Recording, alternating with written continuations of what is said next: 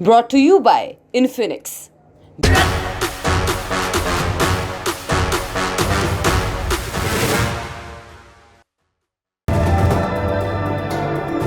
Brought to you by Infinix. Bharat के most wanted भगोड़ों में से एक जाकिर नाइक एक बार फिर से चर्चा में है। नाइक को ओमान सरकार की तरफ से लेक्चर देने का न्योता मिला है। लेक्चर से पहले कुछ मीडिया रप्टों में दावा किया गया कि नाइक को ओमान में गिरफ्तार किया जा सकता है। कहा गया कि भारतीय एजेंसियां ओमान सरकार के संपर्क में हैं, वहां से नाइक को अरेस्ट कर भारत लाने की तैयारी चल रही है। जाकिर नाइक पर भारत में मनी लॉन्ड्रिंग और हेट स्पीच के चार्जेस लगे हैं। 2016 में वो भारत से भाग गया। 2017 से वो मलेशिया में रह रहा है। तब से कई दफा उसको भारत लाने की अफवाह उड़ चुकी है, लेकिन अभी तक ऐसा हो नहीं सका है। इस बार भी वैसा ही हुआ। ओमान से भारत लाने की हालिया रिपोर्ट्स का नाइक के वकील ने खंडन किया। दी लंदन टॉप से बातचीत में उन्होंने बताया कि रिपोर्ट्स झूठी हैं। ओमान में नाइक की गिरफ्तारी का दावा गलत है। आज के शो में हम जाकिर नाइक की पूरी कहानी आपको बताएंगे। ये भी जानेंगे कि जाकिर नाइक पर क्या आरोप लगे हैं, नाइक को भारत लाने में क्या समस्या आ रही है, और एक्सपर्ट से जानेंगे भारत में एक्सट्रेडिशन यानी प्रत्यर्पण को लेकर कानून क्या कहता है। नमस्कार, मेरा नाम दिव्यांशी सुमराव है। आप देखना शुरू कर चुके हैं लंदन टॉप का इंटरनेशनल प्रसंगों से जुड़ा डेली बुलेटिन दुनियादारी। बांग्लादेश की राजधानी ढाका के डिप्लोमेटिक क्वार्टर में 1 जुलाई 2016 का दिन खुशगवार बीत रहा था। वो शुक्रवार का दिन था। अगले दिन से लंबा वीकेंड शुरू हो रहा था, इसलिए लोग मस्ती के मूड में थे। वे बढ़िया खाने और घूमने की जगह तलाश रहे थे। ढाका में मौजूद विदेशियों की पहली पसंद पोले आर्टिसन बेकरी थी। ये बेकरी ढाका में 1 बरस पहले ही शुरू हुई थी। जल्द ही वो जगह अपने स्वाद और मज़ेदार माहौल के लिए सबकी पसंदीदा बन गई। 1 जुलाई की शाम भी कुछ वैसा ही था, लेकिन थोड़ी ही देर में रंग बदलने वाला था। रात के 9:20 पर कुछ आतंकी भारी भरकम बैग लिए बेकरी में घुसे। उनके पास हैंड ग्रेनेड्स, चाकू और दूसरे खतरनाक हथियार भरे हुए थे। अंदर घुसते ही उन्होंने बंदूकें निकाली और बेकरी में मौजूद लोगों को एक तरफ खड़े होने के लिए कहा। उस समय बेकरी के अंदर बड़ी संख्या में विदेशी और स्थानीय नागरिक मौजूद थे। कुछ लोग किसी तरह भागने में सफल रहे। जो बच गए, आतंकियों ने उनके ऊपर अंधाधुंध गोलियां चलानी शुरू कर दी। ढाका पुलिस ने अंदर फंसे लोगों को निकालने और आतंकियों से लोहा लेने की कोशिश की। जब उन्हें सफलता नहीं मिली, तब सेना को बुलाया गया। 12 घंटे बाद सेना ने सभी हमलावरों को मार गिराया। हालांकि तब तक आतंकियों ने 24 लोगों की जान ले ली थी। इनमें 9 इटली, 7 जापान, 6 बांग्लादेश, 1 अमेरिका और 1 भारत के नागरिक शामिल थे। बड़ी संख्या में लोग घायल भी हुए थे। इस घटना को बांग्लादेश के इतिहास में हुआ सबसे विभत्स आतंकी हमला माना गया। सरकार ने 2 दिनों के राष्ट्रीय शोक का ऐलान किया। उन्होंने बाद में आतंकियों के खिलाफ कार्रवाई भी की। बेकरी अटैक की साजिश रचने वाले 7 दोषियों को 2019 में मौत की सजा सुनाई गई। ये सब तो बाद में हुआ, लेकिन उससे पहले 2 बड़ी घटनाएं हुई। पहली, Islamic state of Iraq and Syria यानी कि ISIS ने इस हमले की जिम्मेदारी ली। उन्होंने हमले में शामिल आतंकियों की तस्वीरें जारी की। कहा कि हमारे लड़ाकों ने बेकरी को निशाना बनाया है। बांग्लादेश सरकार ने IS के दावे को खारिज कर दिया। उनका कहना था कि इस हमले के पीछे एक स्थानीय चरमपंथी गुट है। दूसरी चीज़ ये हुई कि हमले के तुरंत बाद जाकिर नाइक भारत छोड़कर भाग गया। दरअसल बेकरी पर अटैक में शामिल एक आतंकी ने अपने फेसबुक पेज पर नाइक का प्रचार किया था। उसने ये भी लिखा था कि वो नाइक के भाषणों और उसके संदेशों से प्रभावित है। बाद में सामने आया कि अटैक में शामिल कम से कम 3 आतंकी नाइक से प्रभावित थे। इस खुलासे के बाद हंगामा मचना तय था, मचा भी। भारत की national investigation agency NIA money laundering के मामले में नाइक और उसके इस्लामिक रिसर्च फाउंडेशन यानी कि IRF पर नजर रख रही थी। ढाका अटैक से लिंक जुड़ने के बाद उसके ऊपर हेट स्पीच के आरोप लगने लगे। कुछ समय बाद भारत के गृह मंत्रालय ने IRF और उसके पीस टीवी नेटवर्क पर बैन लगा दिया। नाइक इसी के जरिए पूरी दुनिया में अपने भड़काऊ भाषण फैलाता था। इसको भारत, कनाडा, बांग्लादेश, श्रीलंका और UK ने बैन किया हुआ है। बैन के बावजूद उसके वीडियो सोशल मीडिया प्लेटफॉर्म्स के जरिए लोगों तक पहुंचते रहते हैं। फेसबुक पर उसके 2 करोड़ से अधिक फॉलोअर्स हैं। वहां पर वो बताता रहता है कि बैन होने वाले देशों में उसका चैनल कैसे देखें। है नवंबर 2016 में NIA ने जाकिर नाइक के खिलाफ इंडियन पीनल कोड और अनलॉफुल एक्टिविटीज प्रिवेंशन एक्ट यानी कि UAPA के तहत केस दर्ज कर लिया। केस दर्ज होने के बाद नाइक ने ओपन लेटर्स लिखे। इसमें उसने दावा किया कि उसके खिलाफ बदले की कार्रवाई की जा रही है। लिखा कि मुझसे एक बार भी सवाल नहीं पूछा गया, एक बार भी अपनी बात रखने का मौका नहीं दिया गया, कोई नोटिस नहीं, कोई समन नहीं, कोई कॉल नहीं और ना ही कभी मुझसे संपर्क करने की कोशिश की गई। मैंने जांच में मदद करने की बात कही लेकिन उन्होंने इससे इनकार कर दिया। एक तरफ नाइक भारतीय एजेंसियों पर एक तरफा कार्रवाई का आरोप लगा रहा था, दूसरी तरफ एनआईए कुछ और ही दावा कर रही थी। केस दर्ज करने के बाद भी एनआईए ने उसे कई बार पूछताछ के लिए बुलाया लेकिन वो आया नहीं। जुलाई 2017 में एजेंसी की अपील पर भारत के विदेश मंत्रालय ने नाइक का पासपोर्ट रद्द कर दिया। उस समय ये खबरें चलने लगी थीं कि उसको सऊदी अरब ने अपने यहाँ की नागरिकता दे दी है, लेकिन इसकी पुष्टि नहीं हो पा रही थी। कुछ महीने बाद खबर आई कि जाकिर नाइक मलेशिया में है। उसने वहां शरण लेने के लिए अप्लाई किया। मलेशिया सरकार राजी हो गई, तब से वो वहीं पर रह रहा है। भारत सरकार ने कई बार इंडिया लाने की उसे कोशिश की है लेकिन मलेशिया सरकार हर बार मना कर देती है। भारत और मलेशिया के बीच 2010 में प्रत्यर्पण संधि हुई थी। ये क्या है? अगर कोई व्यक्ति अपराध करके किसी दूसरे देश में भाग जाए तो उसे वापस लाने में मशक्कत लगती है, क्योंकि किसी देश की पुलिस या जांच एजेंसी संबंधित देश को बताए बिना वहां ऑपरेट नहीं कर सकती। ये उस देश की संप्रभुता के खिलाफ होगा। इसलिए जिस देश में अपराध हुआ है उन्हें अपराध करने वाले पर केस चलाने और सजा देने के लिए उस देश की अनुमति चाहिए जहां आरोपी भागकर पहुंचा हो। इसके लिए देशों के बीच समझौते होते हैं। समझौता इस बात का कि अगर हमारे यहाँ का अपराधी आपके यहाँ गया तो आप उसे पकड़कर हमें सौंपेंगे। दूसरे पक्ष से भी यही उम्मीद की जाती है। इस प्रोसेस को कानून की भाषा में प्रत्यर्पण कहा जाता है। कुछ देश बिना किसी समझौते की मदद कर देते हैं, कुछ अंतर्राष्ट्रीय संधि का पालन करते हैं, कुछ आपस में समझौता करते हैं। विदेश मंत्रालय की वेबसाइट पर छपी रिपोर्ट के अनुसार भारत ने कुल 48 देशों के साथ प्रत्यर्पण संधि की हुई है। मलेशिया के साथ ये करार 2010 में हो गया था, लेकिन अभी तक मलेशिया ने किसी आरोपी को अपने यहाँ से भारत नहीं भेजा है। जाकिर नाइक के केस में भी उसने इसी परंपरा का पालन किया है। जून 2019 में मलेशिया के तत्कालीन प्रधानमंत्री महातिर मोहम्मद ने इसकी वजह भी गिनाई थी। उन्होंने कहा था कि हमें नाइक को प्रत्यर्पित करने या नहीं करने का अधिकार है। जाकिर को लगता है कि उसके साथ भारत में न्याय नहीं होगा। मलेशिया ने भले ही नाइक को भारत भेजने से मना कर दिया हो, लेकिन भारतीय एजेंसियों ने उम्मीद नहीं छोड़ी। उन्होंने इंटरपोल से नाइक के खिलाफ रेड कॉर्नर नोटिस जारी करने की अपील की। इंटरपोल अपने आप में लॉ एनफोर्समेंट एजेंसी नहीं है, उसके एजेंट किसी को गिरफ्तार नहीं कर सकते। वो सदस्य देशों के बीच पुल का काम करती है। जैसे अगर भारत का भगौड़ा किसी दूसरे देश में छिपा है और उस पर इंटरपोल ने रेड कॉर्नर नोटिस जारी किया हुआ है, तब उस देश की पुलिस उसे अपने यहाँ अरेस्ट कर सकती है। हालांकि वो ऐसा करने के लिए बाध्य नहीं है। रेड कॉर्नर नोटिस जारी करवाने के लिए प्रॉपर एप्लीकेशन देना होता है। इंटरपोल को बताना होता है कि फलाना व्यक्ति इस मामले में वांछित है, उस पर अदालती कार्रवाई होनी है या उसे जेल भेजा जाना है। फिर इंटरपोल इसको रिव्यू करती है। अगर मामला जमा तो वो रेड कॉर्नर नोटिस जारी कर देती है। अगर मामला राजनीतिक, मिलिट्री, धार्मिक या नस्ल भेदी किस्म का हुआ तो एप्लीकेशन को रिजेक्ट कर दिया जाता है। जाकिर नाइक के मामले में भारत 3 बार इंटरपोल के सामने दरखास्त लगा चुका है, लेकिन तीनों बार इंटरपोल ने एप्लीकेशन को रिजेक्ट कर दिया। कहना ये कि भाषणों में पैसे मांगना और धर्म का प्रचार करना अपराध की कैटेगरी में नहीं आता। लेकिन क्या जाकिर नाइक का केस इतना सीधा है? इसका जवाब नहीं है। उसके ऊपर विवादित भाषण देने, मुस्लिमों को भड़काने और आतंकियों को फंड देने के आरोप भी हैं। कुछ बड़े उदाहरण जान लेते हैं। जाकिर नाइक पेशे से डॉक्टर है, बाद में वो इस्लाम का प्रचारक बन गया। वो असली इस्लाम की शिक्षा बांटने का दावा करने लगा। जाकिर नाइक अहमद दीदात से प्रभावित था। अहमद सूरत में पैदा हुए थे, बाद में उनका परिवार साउथ अफ्रीका में बस गया। दीदात पर आतंकियों से संबंध रखने के आरोप लगते थे। उनके ओसामा बिन लादेन के परिवार से भी अच्छे रिश्ते थे। रिपोर्ट्स ये भी हैं कि अहमद दीदात का एक संगठन लादेन के पैसों से चलता था। उन्होंने अपने एक दोस्त के साथ डरबन में इस्लामिक प्रोपगेशन सेंटर इंटरनेशनल की नींव रखी थी। उसकी इमारत को एक समय तक बिन लादेन सेंटर के नाम से जाना जाता था। 1990 के दशक में जाकिर नाइक ने इस्लाम पर भाषण देने शुरू किए। धीरे धीरे उसके फॉलोअर्स की संख्या बढ़ती गई। 2004 में मेलबर्न यूनिवर्सिटी में नाइक ने कहा था कि महिलाएं जितने छोटे कपड़े पहनेंगी उतना ही रेप बढ़ेगा। 2010 में यूके ने नाइक का वीज़ा रद्द कर दिया था और उसकी एंट्री पर बैन लगा दिया था। नाइक ने इस्लामी शिक्षा की आलोचना करने वालों की हत्या की बात भी कही थी। एक दफ़ा उसने ओसामा बिन लादेन का विरोध करने से मना कर दिया था। उसने कहा था, अगर बिन लादेन इस्लाम के दुश्मनों के खिलाफ लड़ रहा है तो मैं उसके साथ हूँ।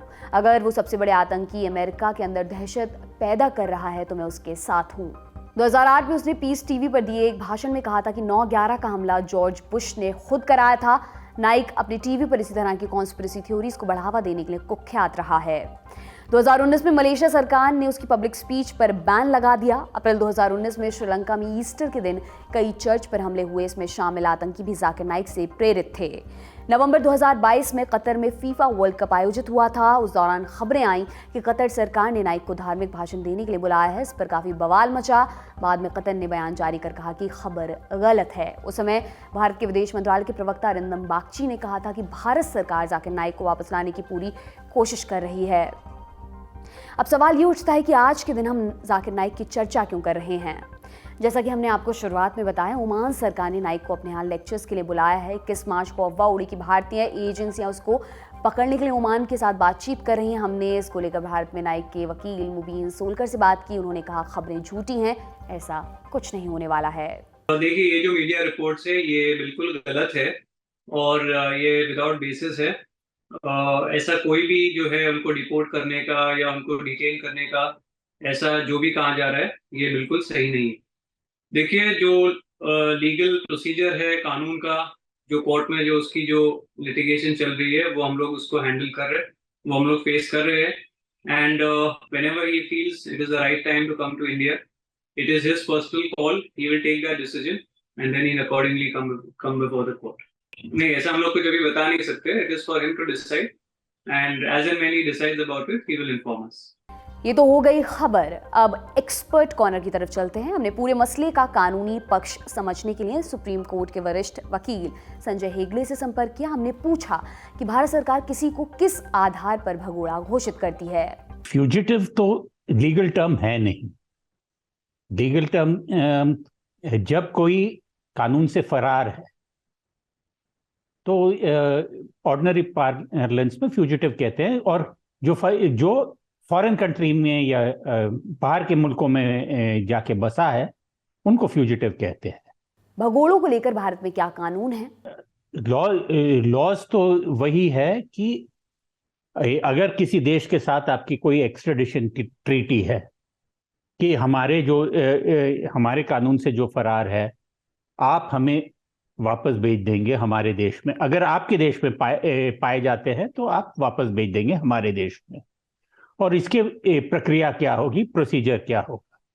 अब आपको पता होगा कि जैसे विजय मल्ल्या, नीरव मोदी, बहुत सारे लोग जाके यूके में बस गए, तो उस देश का एक के साथ एक्सट्रेडिशन लॉज ट्रीटी भी है, और वहाँ का लॉ भी होता है कि जो वहाँ के होम सेक्रेटरी या वहाँ के होम मिनिस्टर भेजने से पहले अब ये केस को पहले कोर्ट्स जांच लेती है, फिर मैजिस्ट्रेट जांच लेता है। मैजिस्ट्रेट जब ऑर्डर पास करता है फिर बाद में हाई कोर्ट में अपील का चांस होता है। हाई कोर्ट अपील होने के बाद होम सेक्रेटरी ऑर्डर पास करने के बाद आदमी वापस भेजा जाता है।